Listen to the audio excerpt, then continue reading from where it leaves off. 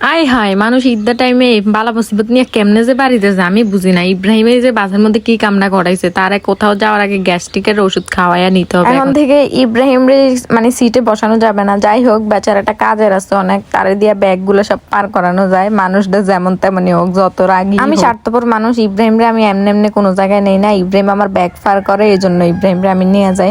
তো একটু পাম্পট্টি দিয়ে আবার ইব্রাহিমে ভিডিও দেখলে কিন্তু ইব্রাহিম ঘুরে যাবো, ব্যাগ ট্যাগ পার করতো না। যাই হোক, একটু পাম্পট্টি দিয়ে ইব্রাহিমের লোক বাইল টাইল মাইরা যাইতো, আর আম্মু এদিক দিয়ে ফাফা করে চলে যাইতেছে রিক্সা দিয়ে আমাদের আগে। হ্যালো গাইজ, আসসালামু আলাইকুম। আমরা কোরবানিদের ছুটিতে চাঁদপুর যাচ্ছি। তো উত্তরা থেকে সায়দাবাদ অবধি যাওয়া তো একটা হ্যাসেলের ব্যাপার।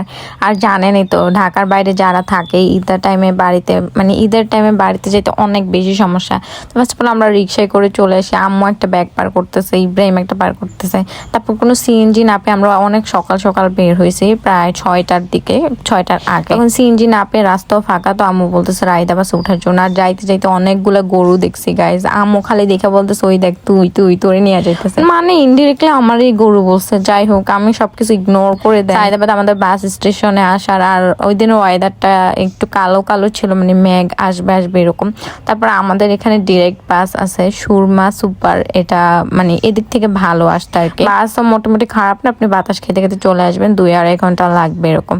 তারপর আম্মু এখান থেকে লিচু নিতেছে বেছে বেছে। এখানে আবার নষ্ট আছে নাকি, পরে পাল্টায় পাল্টায় নিছে। খালি পেটে টসটসা লিচু, আহা হা হা, একদম পেট ব্যথা হলে পরে বোঝা যাবে। যাই হোক, চাঁদপুর যাইতে চাইতে আমাদের বেশি একটা সময় লাগে না, জ্যামও থাকে না তেমন একটা। দিক দিয়ে আম্মু বিন দিয়ে সাজ করে লাইভ দেখতেছে, আর 100 টাকার গড়ি দিয়ে ইব্রাহিমকে বুঝ দেওয়ার ট্রাই করতেছে। কিন্তু ইব্রাহিম তো এদিক দিয়ে একটা এমন জোরে একটা গ্যাস মারছে, এদিক দিয়ে আমার হাসি পাইতেছে। কি কমু শরমের কথা, ইব্রাহিমের জন্য আলাদা সিট নেয় না আম্মু, এবার জিদ করে প্রত্যেকবার ইব্রাহিম রে 250 টাকা দিয়ে একটা সিট নিয়ে দেয়। কিন্তু ইব্রাহিম যা কাহিনী করে দেখেন, আন্ডারওয়্যার পরে আসছে, পরে পরে দাঁড়াইয়া এখন ও মানে খুব বিপদ আছে। আন্ডারওয়্যার পরে সিটের জন্য লড়তেছেও না, ছড়তেছেও না, কিছু করতে না পারে এদিক দিয়ে আমাদেরকে উঠানোর ট্রাই করতেছে অন্য কায়দাটা থেকে। আপনারা বুঝতেই পারেন। আমি মনে মনে কইতেছি ভাগ্যিস এসিওলা বাস নইলেন, তাইলে যে কি অবস্থা। মসজিদটা অনেক সুন্দর, আমি যাইতে যেতে প্রত্যেকবার দেখি অনেক সুন্দর করে করছে। আর এই দিক দিয়ে আমরা যাইতাম মায়েরা ফেলতেছে, ও দাঁড়াই আছে সিটে বসতেছে না, রাগে জিদ্দা আমার মাথা ফাইটটা। মেঘনা নদীর এখানে এসে একটা টোল দিতে হয়, সবাই জানে। আর আমি একটু ফ্যাশন করতে নিয়েছিলাম, আর ইব্রাহিম আমার চুলমুল টাইন না সিরা ফেলছে। আমি কি লেগে ফ্যাশন করতেছি এই জায়গায়, আমার এখানে কি। তারপর দেখেন নদী দেখতে দেখতে চাঁদপুর আসার সময় যারা মেইনলি চাঁদপুরে থাকে তারা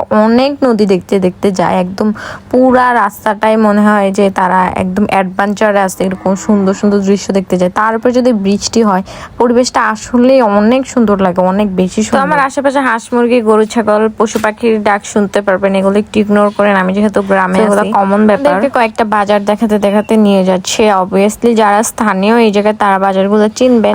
এটা মেবি গৌরীপুর থেকে নামার সময়। আর গ্রামীণ দৃশ্যগুলা আসলে গ্রাম সাইডটা আসলে আমার অনেক শান্তি লাগে। এটা হচ্ছে কচুয়া ফায়ার সার্ভিস, এটা সবাই চিনে একদম, যারা চাঁদপুর কচুয়ার আছে একদম কমন একটা জায়গা। তারপর কি কি পরে আস্তে আস্তে আমি নিজেও আসলে জায়গাগুলোর নাম জানি না, যেহেতু এখানে থাকা হয় না। এই সেই লাস্ট কত আগে আসছি তাও মনে নাই আমার, শুধু আশেপাশে গরু আর গরু। আমরা এখন শাহজালাল কমপ্লেক্সে গিয়ে খাবার খাবো।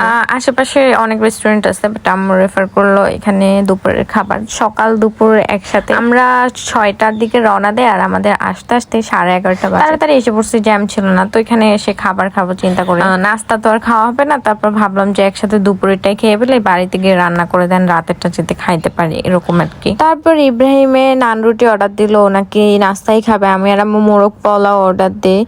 আর যেহেতু মানে কি বলবো, অনেক বেশি ক্ষুধা লাগছে, এত ক্ষুধা লাগছে যে ক্ষুধা নিবারণ করার জন্য একটা পাইলেই হয়েছে এখন এই অবস্থা। আমাদের এখানে আবার সালাডটা দিল, টমেটো সালাডটা অনেক মজা ছিল। এই তো আস্তে আস্তে মোটামুটি ভালোই হ্যাসেল হয় ঈদের টাইমে। আমরা তাও আগে আগে চলে আসছি। ব্যাগ ট্যাগ নিয়ে আসা অনেক অশান্তি। এই ওয়েদারটা সেমই ছিল, চেঞ্জ হচ্ছে না এখনো। তারপর আমাদের বাড়ির একটা মুরব্বি পাইলাম, তাকে হচ্ছে আমাদের সাথে উঠাই নিয়ে আসতে শুধু গরু আর গরু দেখতেছে। এটা হচ্ছে আমাদের বাড়ির রোড দিয়ে নিয়ে আসে। তারপর অটো থেকে মুরব্বিকে নামাই নেয়, ওনার পা ভাঙ্গা। আমরা বলছি আমাদেরকে নামিয়ে দেন, ওনাকে যাতে নামাই দিয়ে আসে। এই তো বাড়িতে আয়সা একটা শান্তি, অনেক শান্তি। গাইজ, আমাদের ব্লগটা যদি ভালো লাগে একটা কমেন্ট করে জানাবেন, আর আমাদের ভিডিও ভালো লাগলে ফলো বাটনটাতে ফলো করে দিয়ে যাবেন, পাশে থাকবেন সবাই। আই হোপ সবার ভালো লাগবে ভিডিওটা। ধন্যবাদ সবাইকে, আসসালামু আলাইকুম।